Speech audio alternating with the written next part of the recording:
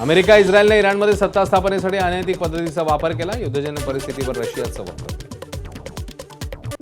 इराणकडून अमेरिकेला काही धोका नाही. अमेरिकेच्या संरक्षण मंत्रालयाची माहिती. अमेरिकेने हल्ला केला नसता तर इराणने केला असता.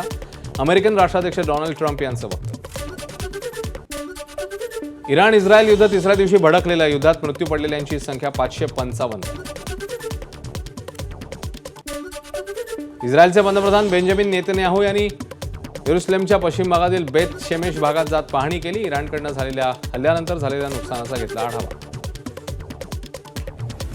अबुधाबीतून आतापर्यंत 15 पॅसेंजर विमानांचं उड्डाण. यामुळे युद्धामुळे अडकलेल्या पर्यटकांची सुटका होण्यास मदत. गेल्या 3 तासात 15 विमानांचा टेक ऑफ. मुख्यमंत्री फडणवीसांनी घेतली एसबीएल स्फोटातल्या जखमींची भेट. ऑरेंज सिटी रुग्णालयात 17 जखमींवर उपचार सुरू. जपानचे मुंबईतले महावाणिज्यदूत यागी कोजी यांनी महापौर रितू तावडेंची घेतली भेट. कोजींनी केलं तावडेंचं अभिनंदन. भारत पाक सीमेवरील पुंछ छत्रपती शिवाजी महाराजांचा अश्वारूढ पुतळा पुंछमध्ये उभारणार. या ऐतिहासिक सोहळ्यानिमित्ताने पुणे इथून निघालेली भव्य शिवस्वराज्य यात्रा दिल्लीमधल्या महाराष्ट्र सदनामध्ये दाखल. एबीपी माझा, उघडा डोळे बघा नीट.